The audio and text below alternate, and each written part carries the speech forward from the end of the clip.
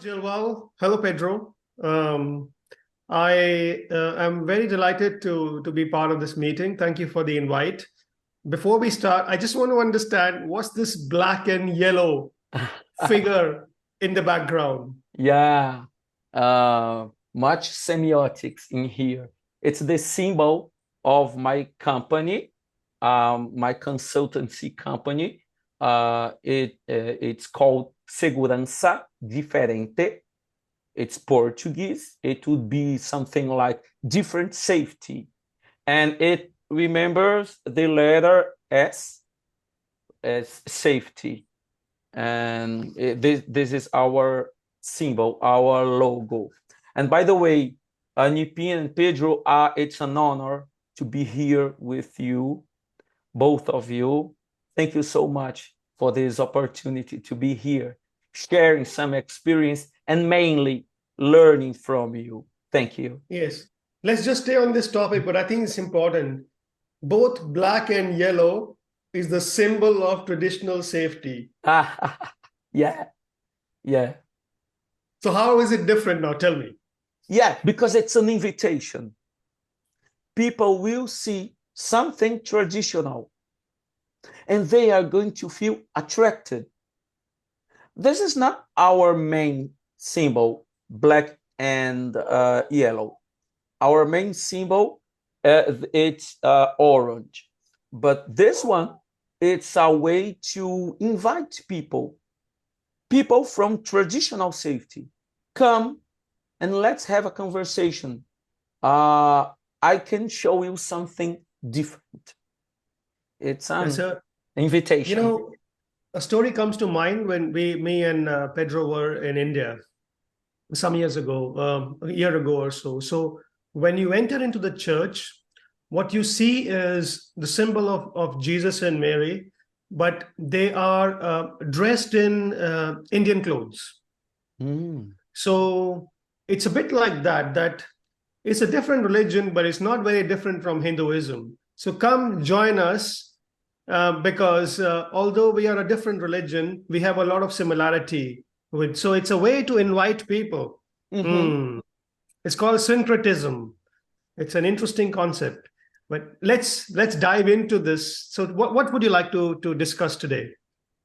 While mailing, I think we could discuss the biggest challenges of speaking about different safety, about social psychology of risk in the organizations that we are visiting. We could address that. Sure, sure.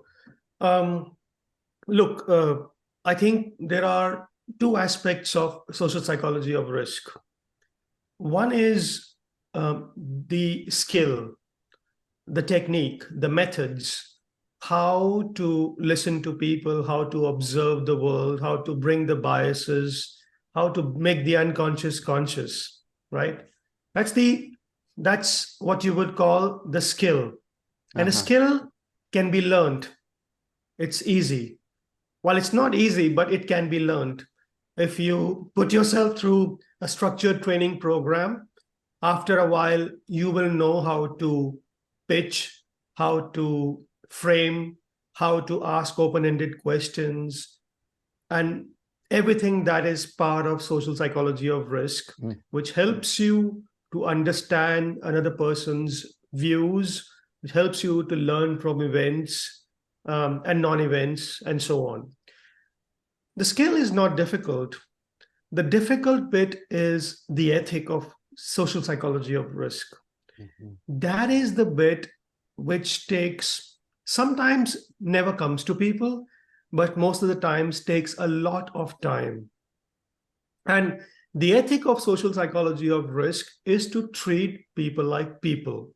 Now, it sounds very simple, but it is very difficult to put in practice in a world that consistently seeks to objectify people, that consistently sees people as hazards and risks to be controlled, Mhm. as objects that can be measured. And I wrote a paper on this some time ago, Gilwal, it was a blog. But if you look at all the various approaches to risk and safety in with the traditional safety or new view, we can start with, let's say, positivism.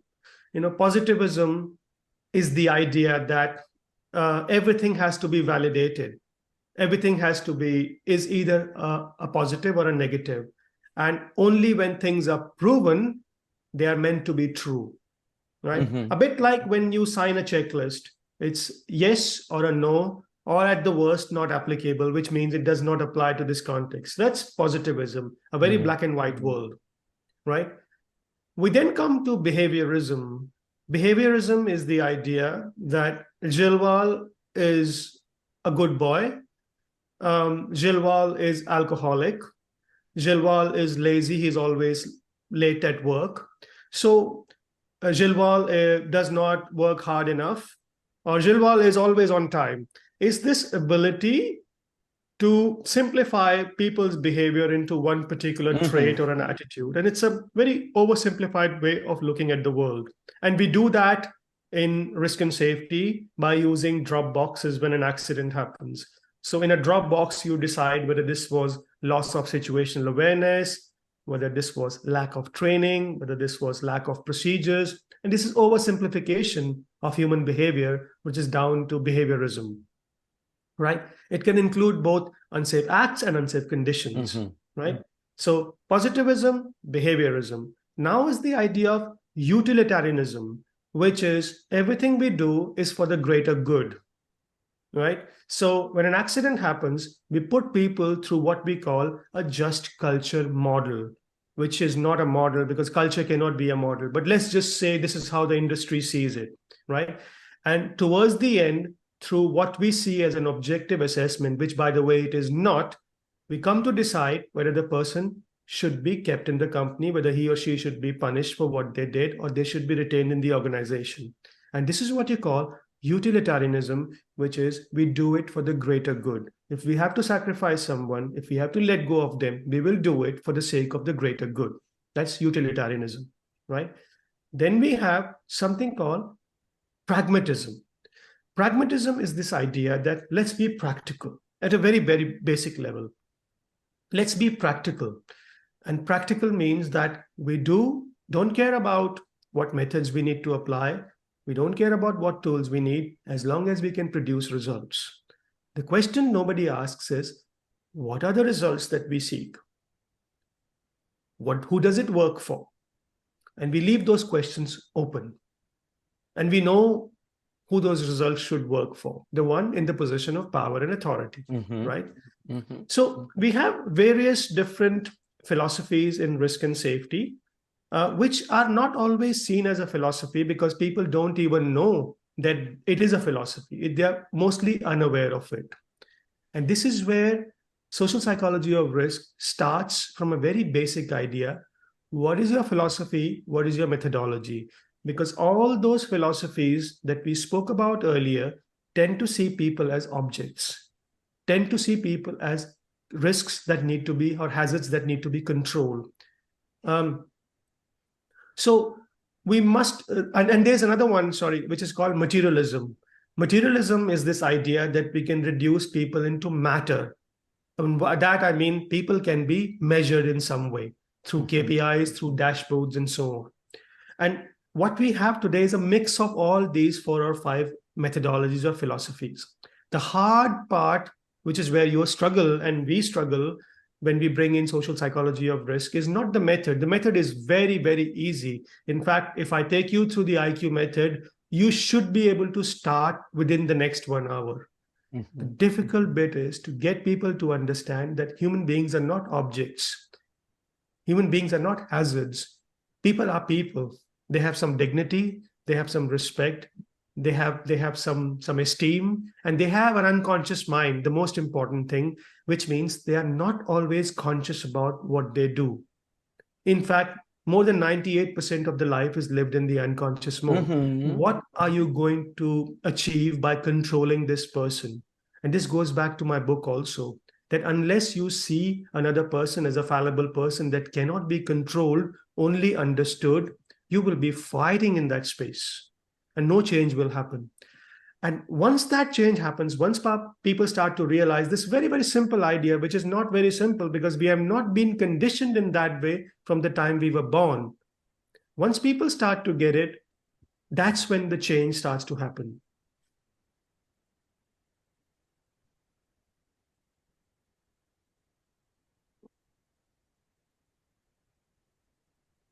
Yipin, you said something that makes me wonder, because you said that we can understand the method and start to practice in the next 1 hour.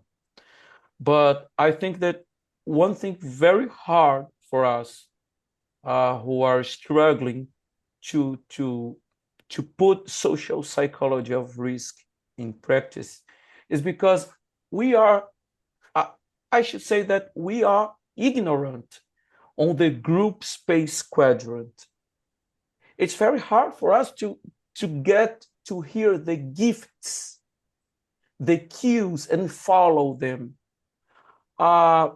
Mainly when they belong to the group space quadrant. We are not used to recognize all the tensions, all the all the organizational aspects, collective aspects of risk, you know. I think this is the hardest part. Do you agree? This is a very, very good thing what you brought up, because it goes back to what is your ethic, what is your philosophy. And if you don't see another person as a person, you struggle with the idea of relationships. Yeah. If you see another person as an object, it's very, very easy and it's very natural and very, very, people are champions in workspace. People are very, very good at listening to everything in the workspace because we are so used to looking at another person as a mechanical being. But the moment we start to talk about relationships, this is not just in risk and safety. You see this also in the HR world, the human resources world. But quality, the very idea, quality word. Absolutely, because we are not used to seeing another person as a person, and relationships take time to develop. But here's something, Gilwal, to think about. Never start practicing IQ taking the example of an injury, an event that happens at work, a technical failure, a breakdown, or everything that goes well. I don't care.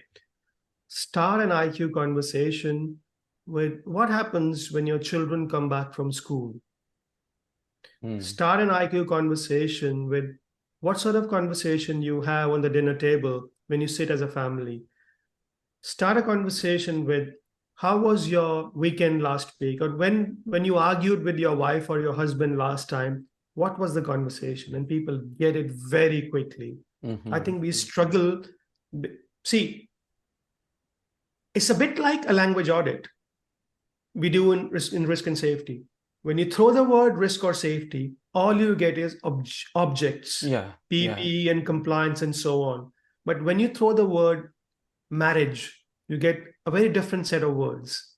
So you have to start from where people are, which is your symbol right behind. You told me, start with where people are. Stay in that world until they become familiar with the concepts. Stay as long as it is needed. Some people move very quickly, others take a lot of time. So give people the environment in which they are comfortable and then start to push them. Don't start with work first. Yeah. In my learning sessions, that what I do for the most part of my work, in my learning sessions, I always ask, tell me about your normal work. What is a normal day like? And then the person start to answer things that they think I would like to hear. I do all the paperwork, I check my PPE, and then I do this, I do that. And sometimes I ask, describe for me a perfect day at work. How is it like when things go right? And then I try to capture the things that are related to tensions or relationships, you know? Shilwal, there is a book, and Rob often recommends it, and it's called The Body Keeps the Score. Um, I was just Yeah, reading it yesterday. we have Just it. when We have it in Portuguese. yeah. I have it. And it's totally unrelated to today's conversation, but I just flipped through it yesterday. And what happens is that when you ask people in this book, the author says, when you ask people to tell you something about their wedding, their birthday party, a celebration, the child's birth, they can recall all the nuances very, very clearly. When you ask them to talk about a trauma, when you ask them to talk about an accident, something bad that happened in their life, Mm-hmm.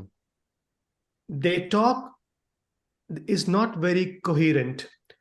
They pull things in different directions. They are overcome by certain images, certain sensations, certain experiences, and they struggle to make any sense of it. It's not directly related to what we are saying, but it makes a lot of sense. When you take people into the area of work, what happens is they tell you, they see you, first of all, this, how do they see you? They see you, that experience, like an auditor investigating them or auditing them, and they go back into the same automatic mode to tell you about the procedural life, which is what you want to hear. That's why I'm saying it's very important that you don't talk about any of that. You talk about something that they can relate with personally. Tell me about last birthday party you had. Because what we are discussing right now is, why do people have so much difficulty talking in the group space about the relationships? Mm-hmm. Because the questions that we ask tend people to take into that direction of mechanistic kind of explanations. So ask something personal, ask something pleasant, not from work, from outside of the work. Help them to see how that conversation evolves on a whiteboard. Once they get it, once they understand the whole idea of relationship, because it's not easy. It's never easy for people to think about how to map a relationship. It sounds very obvious once you have been on this journey. But for most people, it is not obvious because they're not conditioned to think in this way. So talk about something that people feel that they can, because we have done many, many experiments like this, many, many talks like this. You start off with work and it goes in that area of procedures and instructions and processes.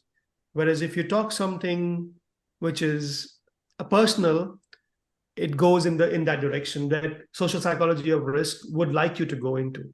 Mm-hmm.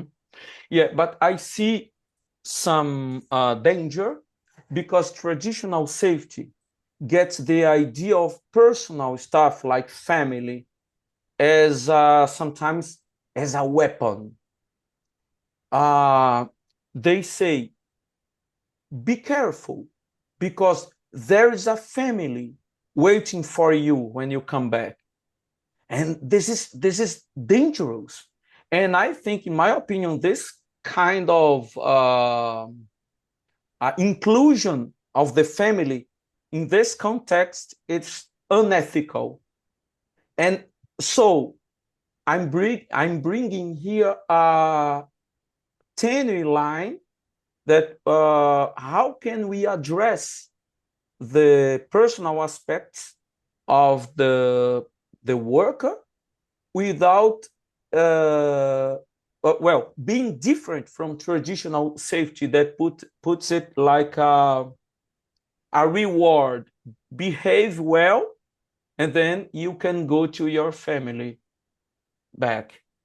Is it clear, or did I make a confusion? No. It makes a lot of sense. I think I have been working with some oil companies in the past, and if you visit an oil rig or or a ship, sometimes you see things like work safely. Somebody is your daddy work safely. I want you to come back home.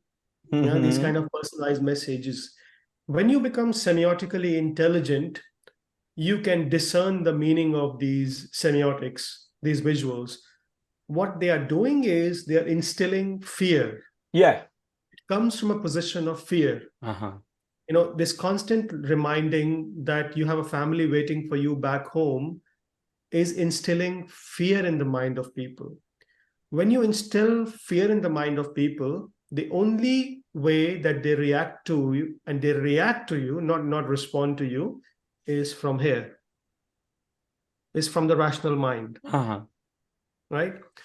What you have to explain is that by unlocking their fear, this is what we are doing, by helping them, by asking questions, pleasant questions about how's it going, how was your weekend, how's your family. What you're trying to do is help people connect the brain with the mind, with the heart and the gut.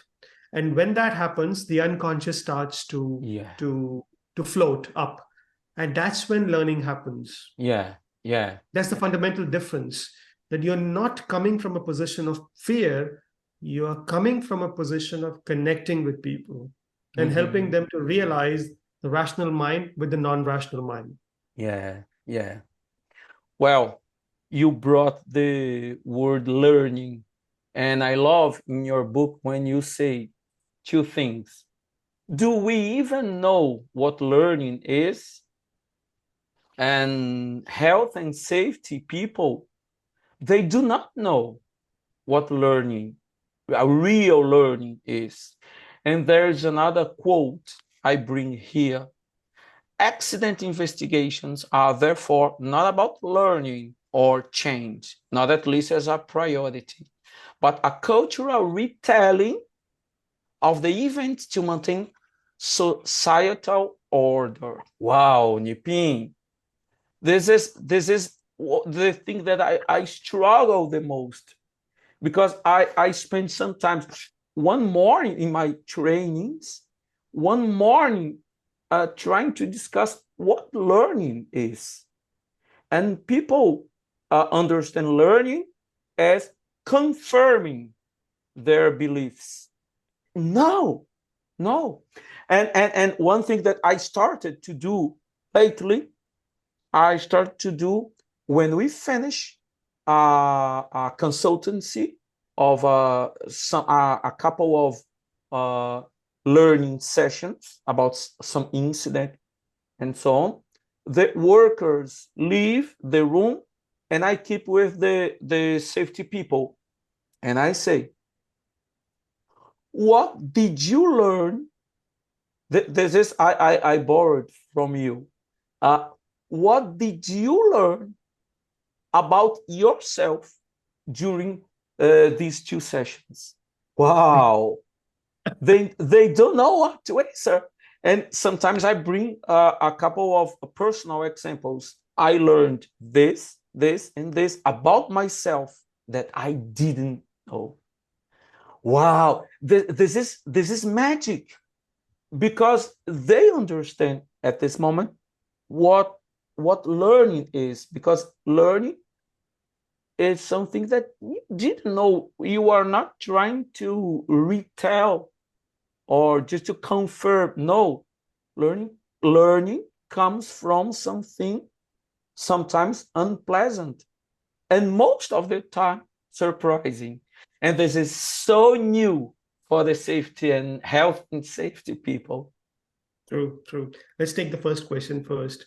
And this is, what is the purpose of an accident investigation? The purpose of an accident investigation is to tell or retell the story. It's the cultural retelling of the story to maintain social order, the Yeah, political order. It's a yeah, very important thing to understand. yeah. If you look at, I call every corrective action, preventative action, a happy ending. That's what it is. It's a happy ending. Tell me more It's the about this idea of Yeah. happy ending, So please. happy ending means that we have found what was needed, we have done our identification, which is the root cause, this quest for certainty. We have found what was needed. We have put a lid on it. We have hammered it hard. And now we are a safe organization or an institution or a society.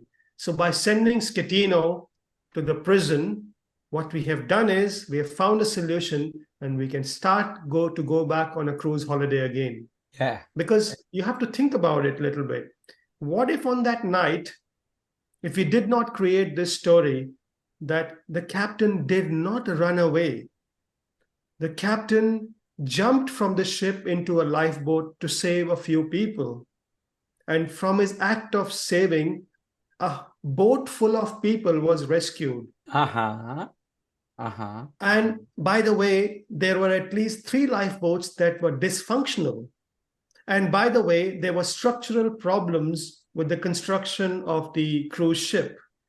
And by the way, there were systemic issues in the way people were being trained, not just within this company, but across the cruise industry because of the rapid expansion of people. And my point is that there are systemic issues. It's not the captain.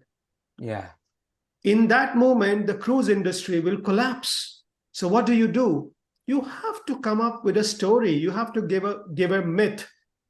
The mobs are not interested in critical thinking. The mobs need an answer so that they can go back to cruising. And hence the idea of political and social order. Who cares about what went wrong or who did what? What matters is, can I go back on a cruise holiday tomorrow or not? Yeah. Do I have an enjoyable summer break or not? And that is what I mean. And if you see that even within small things like near-miss reporting systems, everything ends with 2 things. Follow the procedure, which is when something goes wrong, or, oh, you did a great job, and that's it. I found a leak, I found something wrong, and I reported it. Good job, excellent, happy ending.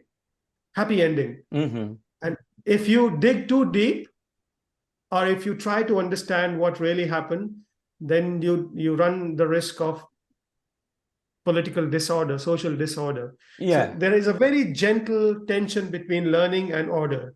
And we need to maintain that. Yeah. Well, I told you, I was fired from the company that I worked for 23 years, but we have to question the status quo. And it's very hard for people to understand that they are looking for societal order, political order. This is huge. People are looking for root causes, as you just told us, and people get crazy during my trainings when I say that root cause is a social construct. And quest for certainty. Excuse me? Give me 1 minute. Okay.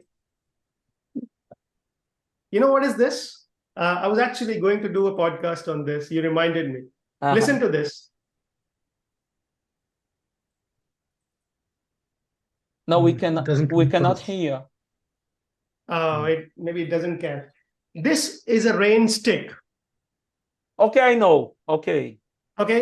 The Aboriginals believe that you can't hear it on this mic, but the Aboriginals believe that there are some thorns of the flowers within this, which makes the sound of rain. The Aboriginals believe that when you do this, you will get rain.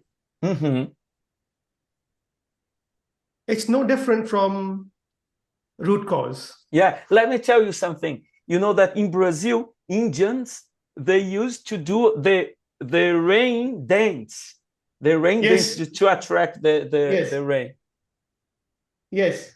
So my point is that there is no such thing like a root cause. It's the meaning that you attribute to it. And that meaning is what is whatever gives you comfort. If blaming gives comfort to you, that's your meaning. If Yeah. a mechanical failure gives you comfort, then that's your meaning. If putting another procedure gives you comfort, then that's your meaning. And that comfort is basically your attribution, the meaning that you want to give to it. Yeah, yeah. And I have now, at this moment, I have to thank you because you quoted Jung and in your book. And during some time, I was wondering, where does this need of blame come from? And then I read in your book about Jungian school, and I added 2 slides, 2 or 3 slides in my trainings, quoting your book, and I say I talk about scapegoating, and I bring it that I think it's Leviticus in the Bible, and I I talk about the need we need to have to blame someone. It comes from our inner needs, and people get scared. And I say, you don't in the classroom. You don't have to admit that.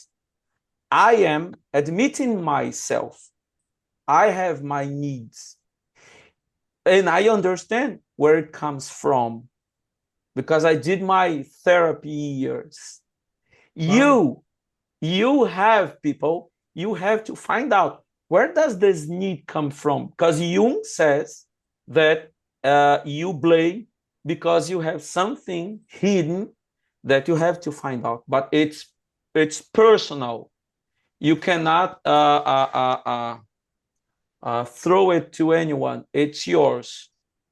And people Yes. get very discomfort. And I say, and then I bring another quotation, another quote from your book. Are you ready for the dissonance that comes from learning? Yeah. True. Thank you, Nipin. True. Yeah, projection is always, Robertson says in his book, Inner Work, that projection is always easier than assimilation. That the shadow, that you have a way to project it on other people. And the shadow is the idea that things that you have not accepted about your own self, Yeah. you project it onto other people. And that's blame. That's basically blame. That's why you blame, because you have not accepted parts of your own self. Mm-hmm. Yeah. I'm sitting there just wondering if Pedro wants to add something. I've been talking a lot. Um, well, I would go back to the actual start of the discussion. Joval, you asked what we up against when we try to bring SPoR, and I think pretty much everything is against SPoR, Yeah. and increasingly so. Uh, People are increasingly ill prepared to do what it takes to embrace SPoR philosophy. And I put that as a mirror in front of myself, and that's precisely the challenging bit. A lot of people see the need for change as something that needs to be changed out there in the world. To realize that change can only start by changing yourself Mm-hmm. is very, very difficult. And most people are increasingly ill prepared to recognize that need. We see other people as objects because we increasingly see ourselves as objects in the world. Wow. And that is a mirror I put myself looking backwards in a few years. I saw my work as a consultant, my work as a researcher, as something that needed to be objective, and that needs to be um, uh, exempt from my personal life, everything that is personal. And people are increasingly expected to come to work and be some sort of schizophrenic person that leaves everything behind. Um, and so in a world that technology is seen as the miracle savior, miracle doer, and it's going to save us from ourselves, we are becoming increasingly detached from what it takes to embrace the change that learning requires. And learning starts with us. That is very hard to do, and it's perhaps even increasingly hard to accept. So I think most things in the world today are increasingly against SPoR,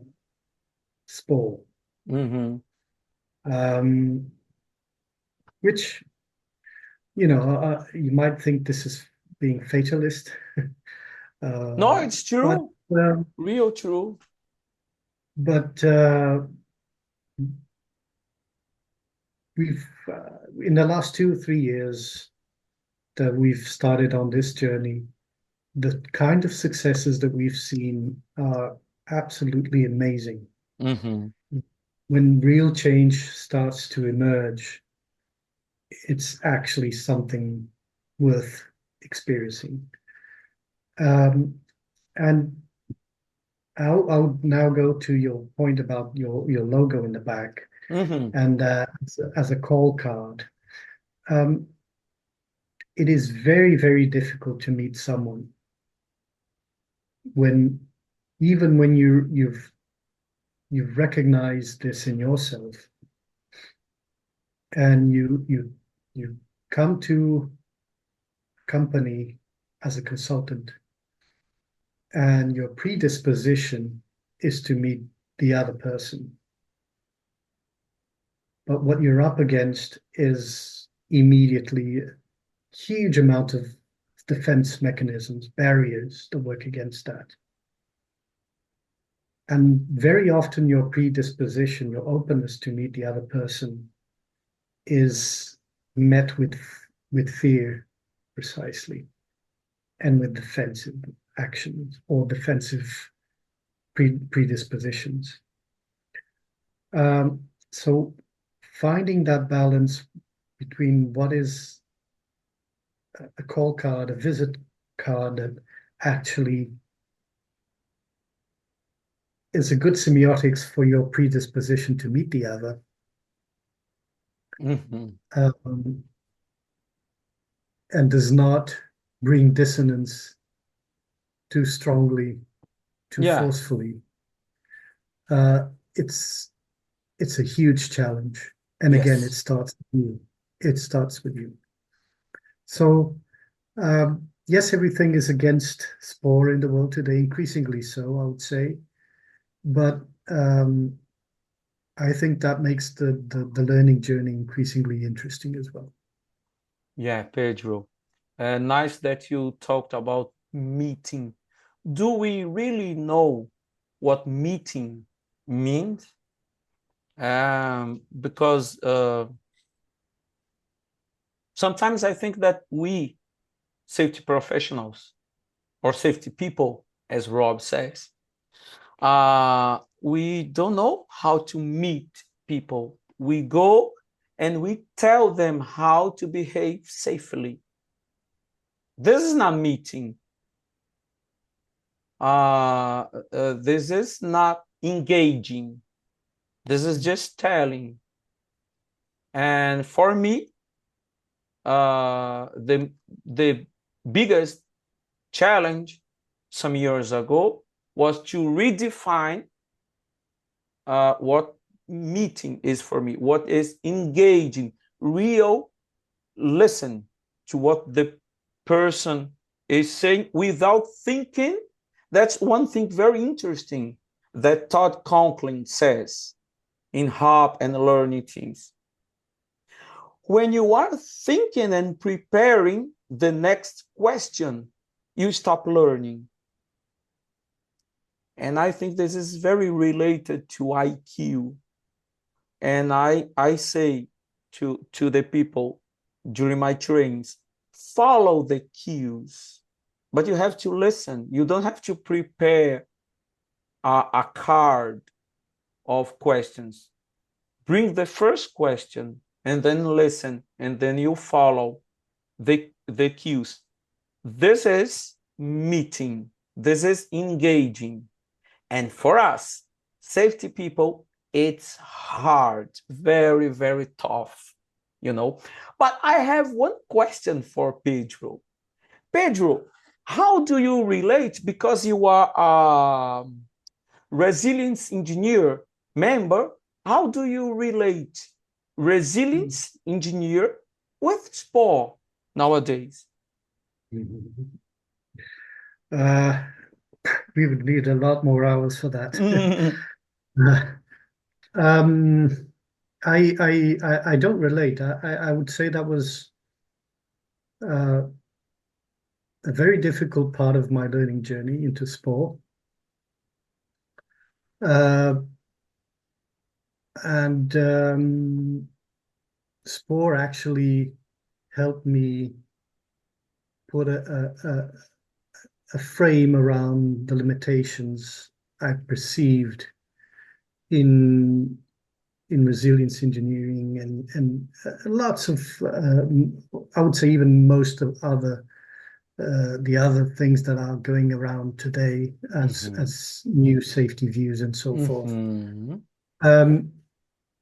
And although my understanding and essentially the problem with resilience engineering is the same as most other views, which is there is no explicit methodology. I see. And although a lot of interesting things were recognized in the initial books, problems were well described, but what to do with it and what are we bringing to these problems was we went from that to a very big jump into practice and empirical evidence of things that we are seeing that are interesting. And we were attributing what we saw as interesting outcomes as the result of some method being applied. And a lot of times the label resilience engineering was put on top of that with in very sketchy ways, I would say. So to go back to the initial point, the problem is, and that's the strength of SPoR, it starts with the methodology. And the huge bastardizing you see going around the world today about the idea of resilience is precisely the outcome of that. In most things you see labeled as resilience, under the label of resilience engineering or others, you take out the word resilience and you put safety in there, and it sounds exactly the same. Exactly the same. So the methodology, the philosophy in the back of all of that remains control. It is still grounded. It's still grounded on the belief that we can control things around us to an acceptable level, including people, and sometimes even starting with people. I see. And that so although the initial the starting point under resilience engineering was to start by recognizing that we live in uncertainty, but it didn't jump from that, okay, what does that require us to do differently? What do we need to leave behind and what needs to be changed? So it remained grounded on the principles of control. I see. Oh, Pedro, it's very nice that you said control. I have one question for Nipin about control. Listen, in the new view, they say that safety is the presence of capacity.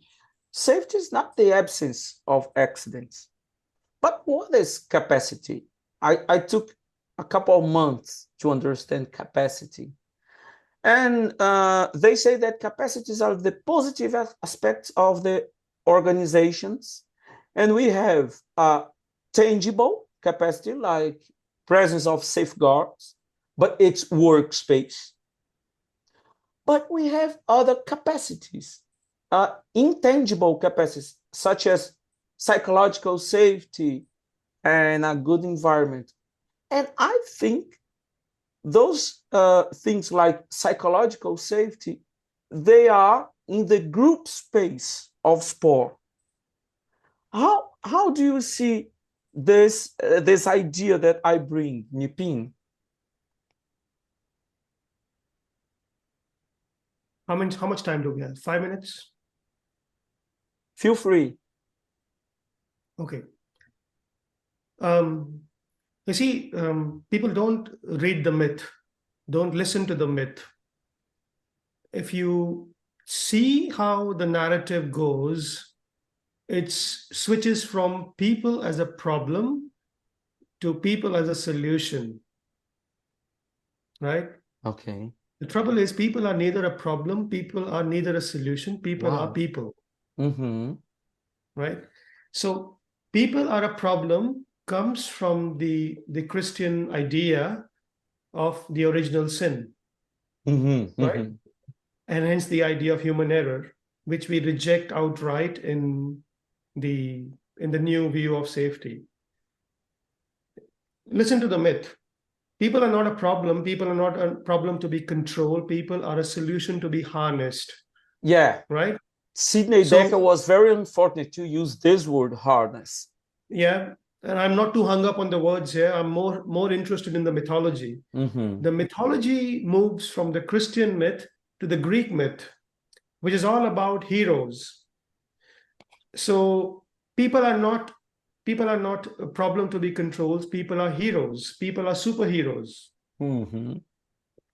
The trouble is people are neither superheroes nor they are problem to be controlled. Human beings are fallible beings. Yeah.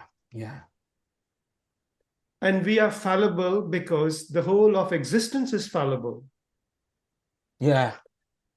And if you learn to embrace the fallibility of the person, you will have access to their unconscious mind, which is the space from where all decisions are made. 98% of the decisions are made from the unconscious mind, Yeah. right? Yeah. Uh-huh. And from their unconscious mind, you can get somewhere close to what Gary Klein calls the naturalistic decision making. That you don't sit there talking to people, they're a problem or a solution. You sit there trying to understand the fallible humans. And from there, they will give you the gift of their unconscious, which you Yes. continuously chase. Yes. And you learn with them, not from them. They learn and you move towards each other. And true learning creates love, brings people together. Learning in the way we want to learn, either by controlling or creating this false expectation that people are a solution, create hatred. Because when people are not a solution, when things go wrong, organizations become very frustrated. And that's a reality. Now, after investing so much money, so much resources, I still have an accident. What do I do then? And what happens is that every investment is looked as an opportunity to make more money, going back to Charles Perrow's kind of work. Mm-hmm. And if that investment is not giving me better, lower injury rates or whatever way I measure, then I become more furious about it. So these expectations need to be challenged and replaced with the idea that people are neither a problem nor a solution. They are just fallible beings. And when things go wrong, you have to embrace fallibility and learn with them. Yeah. Fantastic, Nipin. Fantastic. I have never thought about that. And this is learning. Thank you For so all of much. us. Thank For you all so of Well, us. much. if you go back to the idea of resilience, nothing is more brittle than an organization full of heroes. Yeah. Yeah. Yeah. And safety people, they like to be seen as heroes. Yeah, it's evil. Guys, thank you so much. Nipim, Pedro, I'm a huge fan of you both. Thank you so much for these minutes here, sharing and learning so much. Thank you. We see you soon. Yes, we'll see you Obrigado, soon. Diogo. Yes, yes, yes. Okay.